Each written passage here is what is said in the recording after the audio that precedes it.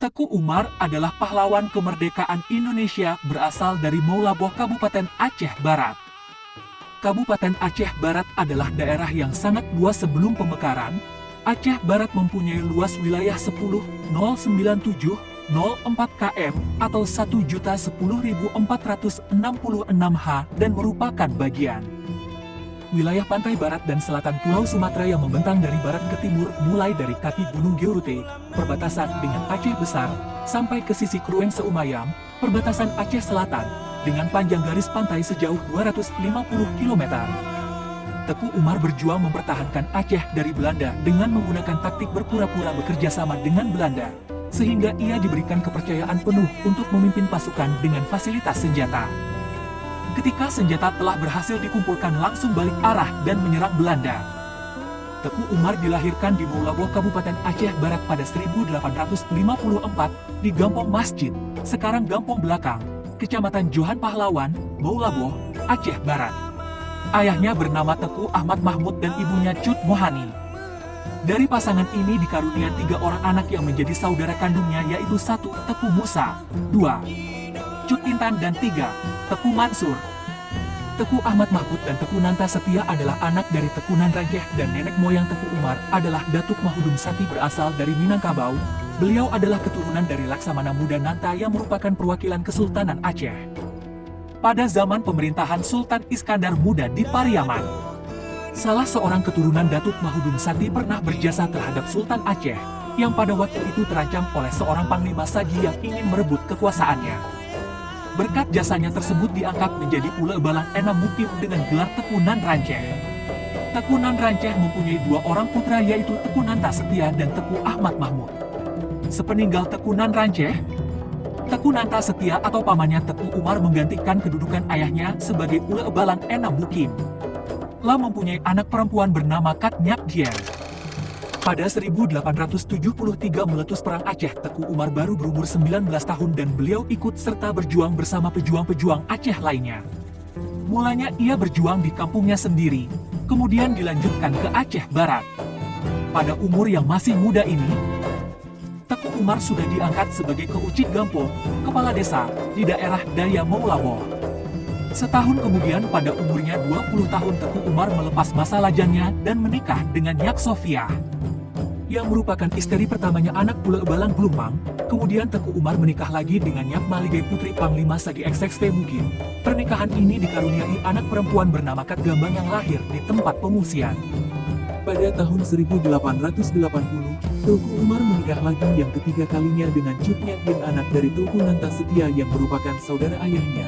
Ketika itu Cut Nyak Dien sudah menjanda selama 2 tahun karena suaminya yang pertama ini bernama Teku Ibrahim Lamna meninggal atau gugur dalam peperangan melawan Belanda di Gletarun pada Juli tahun 1878. Ayahnya Cut Nyak Dien adalah Teku Nanta Setia, sedangkan ayahnya Teku Umar adalah Teku Ahmad Mahmud. Mereka bersaudara dan masih satu garis keturunan atau satu kakek. Jadi Teku Umar menikahi putri pamannya yang merupakan istrinya yang ketiga, sedangkan Teku Umar adalah suami yang kedua dengan Cut Nyak Dien.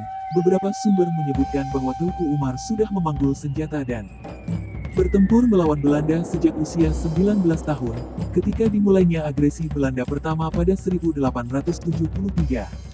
Teku Umar seorang yang sangat paham dengan kejiwaan orang Aceh.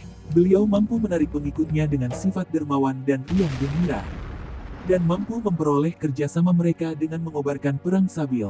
Jabatan yang pernah disandang Teku Umar antara lain, pada 1887, Teku Umar pernah menjabat Kecik Gampong Darat sekarang Kecamatan Johan Pahlawan, sekaligus menjadi Panglima Pertahanan Rakyat saat Belanda menyerang Meulaboh pada 1878.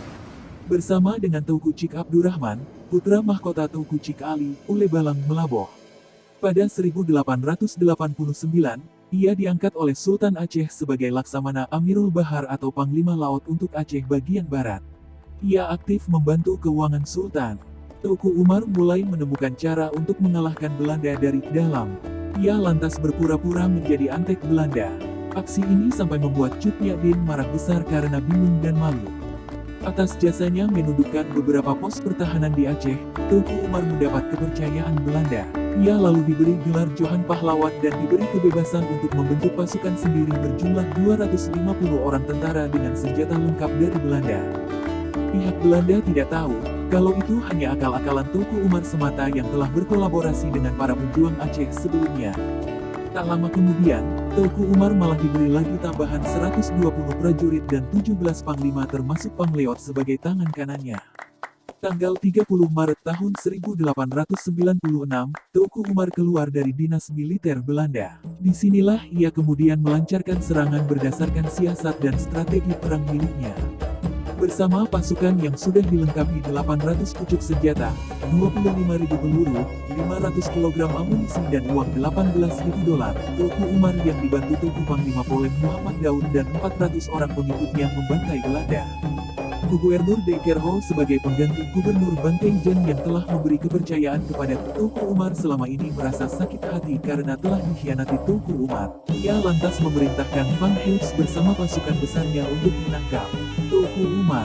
Serangan mendadak ke daerah Melabok itulah yang merenggut nyawa Teuku Umar.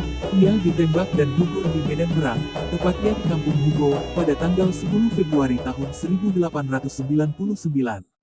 Lebih dari 70 tahun kemudian, pemerintah Indonesia menganugerahi Teuku Umar sebagai pahlawan nasional lewat SK Presiden No. 087 TK 1973 tanggal 6 November tahun 1973. Nama pahlawan pemberani ini juga dijadikan nama jalan di kota-kota besar.